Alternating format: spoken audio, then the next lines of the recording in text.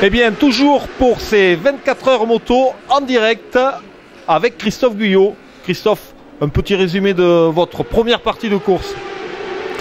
La première partie, elle était super. Après 3 heures de course, on était très bien placé dans le troisième position à un peu plus d'une minute de la tête, des conditions très difficiles en début de course.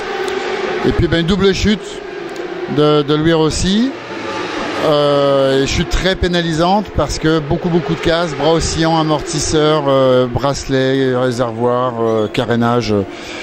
C'était très difficile. Et puis la moto, depuis la chute, roule sans traction control. Donc on peut évaluer ça à une grosse seconde de perdu au tour. Plus la difficulté pour les pilotes dans les conditions de piste délicates. C'est compliqué. Maintenant, après avoir visé la victoire, on va viser la 20e place. On n'en est pas loin. On pense que d'ici une demi-heure, une heure, on devrait pouvoir l'atteindre. Et puis si on arrive à cette 20e place, on verra ce qu'on peut viser ensuite. Oui, parce que vous êtes descendu bien évidemment suite à la chute. Combien de temps ça prend d'ailleurs de changer tout ça? Parce que bras oscillants, carénage, ça prend combien de temps? En fait, il y a eu 2 chutes. Donc sur les 2 chutes, on perd déjà du temps à ramener la moto. On a perdu 9 tours sur la première chute, donc en gros 13-14 minutes. Et ensuite on en a perdu un peu plus, à peu près 20 minutes pour changer le bras oscillant, l'amortisseur. La moto était vraiment très abîmée. Il a fallu 20 minutes pour tout refaire. Mais vous êtes habitué des remontées. Là, on est à mi-course, 12 heures de course, donc il y a encore 12 heures. Il y a une seconde partie de course qui commence.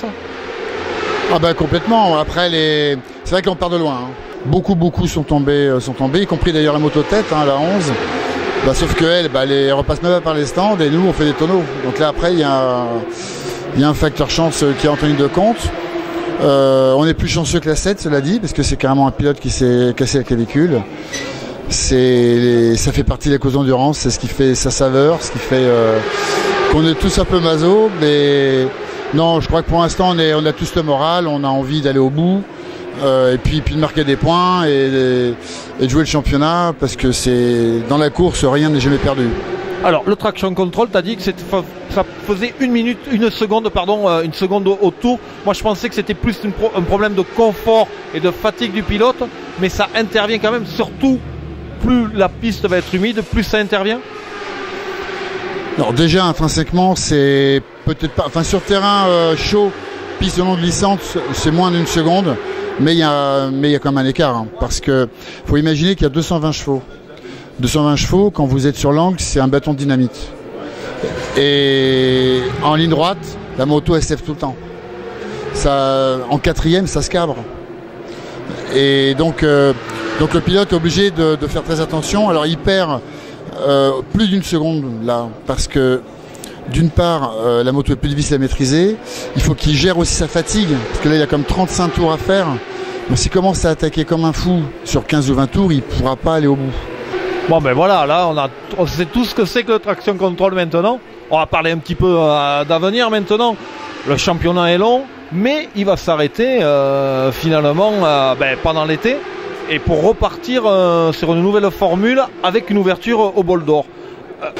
Donc le bol d'or va démarrer la saison. Je pense que pour eux c'est bien, parce qu'il y aura un gros focus sur le bol. Et puis il y aura un énorme focus sur les 8 heures de Suzuka qui seront la finale, et le but du jeu, le but du promoteur, c'est d'essayer de faire en sorte que les constructeurs, comme en MotoGP, s'impliquent de la même manière, non pas seulement pour leur course des 8 heures Suzuka, mais pour le championnat du monde. Ce qui est sûr et certain, c'est que le projet, c'est encore une fois d'impliquer le constructeur. Aujourd'hui, le constructeur est impliqué en MotoGP, il disparaît du Superbike, à l'exception de Kawasaki, qui est le seul constructeur aujourd'hui impliqué directement en Superbike à ne pas être présent en MotoGP. Tous les autres constructeurs ont laissé le Superbike à des machines officielles, à des teams indépendants. Crescent chez Yamaha, Red Devil pour Aprilia, Tenkat comme ça a toujours été chez Honda, etc., etc.